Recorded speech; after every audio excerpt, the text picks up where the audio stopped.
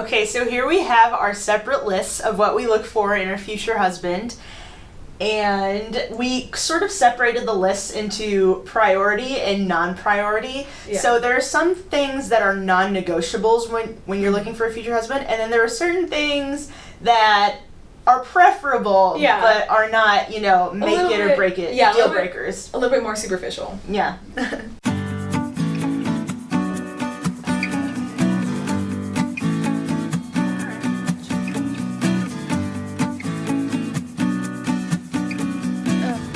I recorded it, hang on. That's right. Okay, so let's just go ahead and start. Number 1 on my list.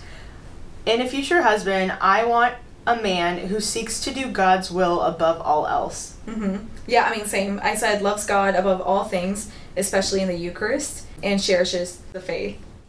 Yeah, that was my next point too. Next point, a man who has a great love for the Eucharist and Mary. I threw Mary in there too. Oh, yes, absolutely. That's so important. I kind of missed that, but I've been doing very wide and vague and general things, so I don't have too many things on my list, but they kind of like all-encompassing.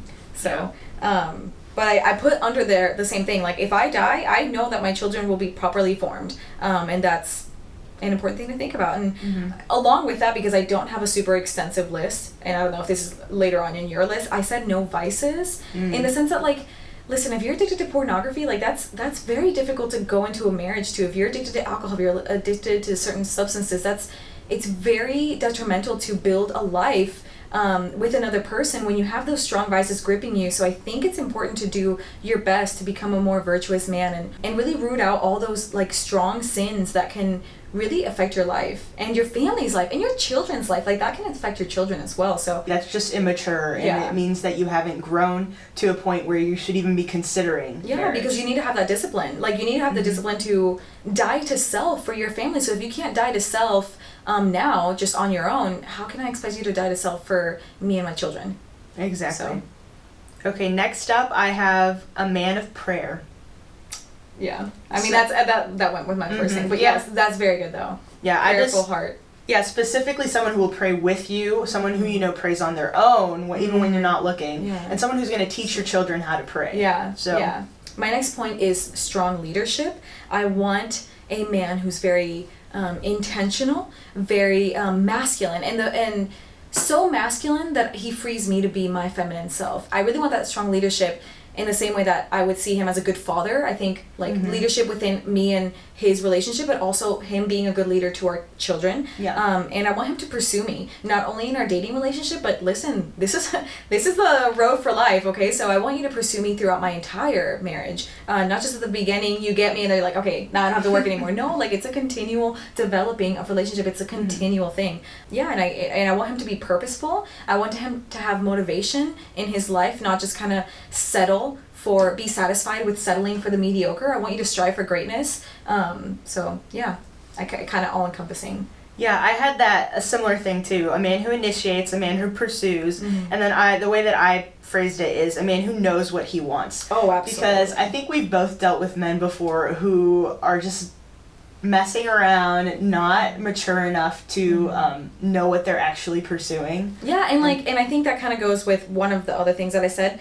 You have to know who you are. Like, you have to have a good self-awareness to know who are you, what do you value, what are your priorities, and what do you want out of a life partner. And if you don't know those things, and if you're just kind of doing things for pleasure, or doing things because it's easy, doing things because it's convenient, there's nothing really beautiful or courageous about that, And so they have to have that maturity. It's an emotional maturity, it's a psychological maturity, it's spiritual maturity, to really have self-awareness, to really know who am I apart from the people who I hang out with, apart from like what I physically do as a career or as a student. Who really am I? And I think the more you develop yourself as an individual, the more that you can know who's your complement for life.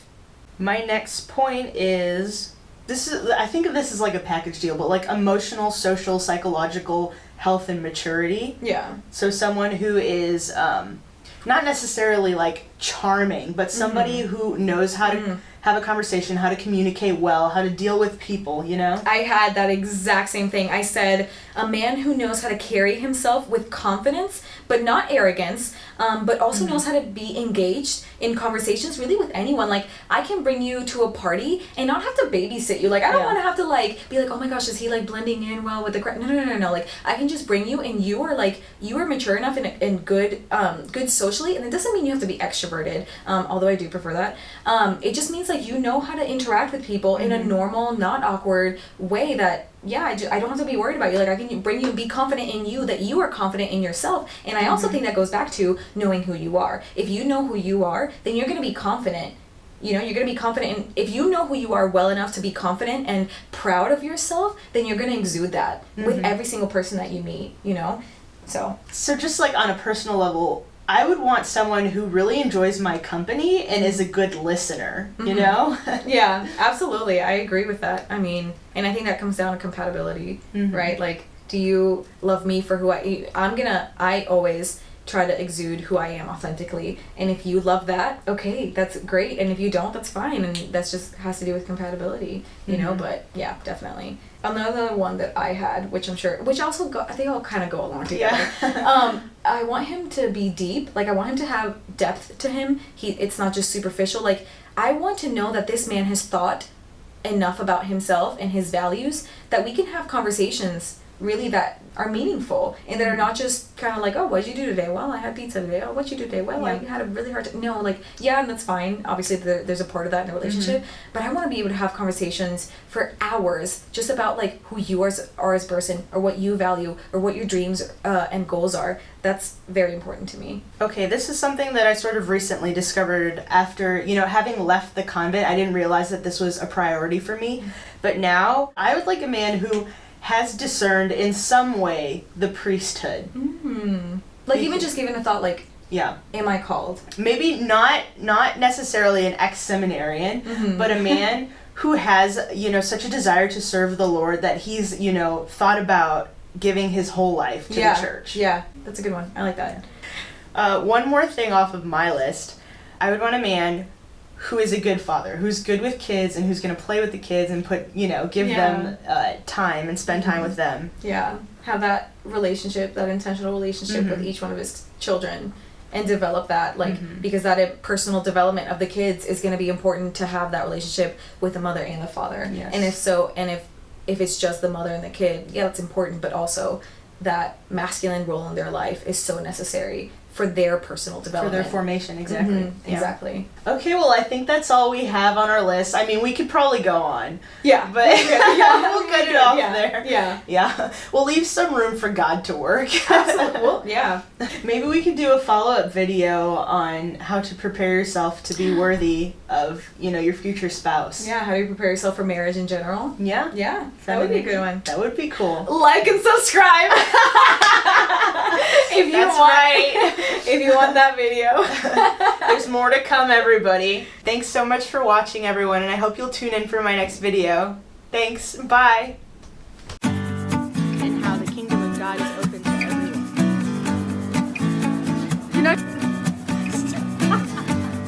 I'm gonna pretend. Emily, tell me what you just did to my pasta. No.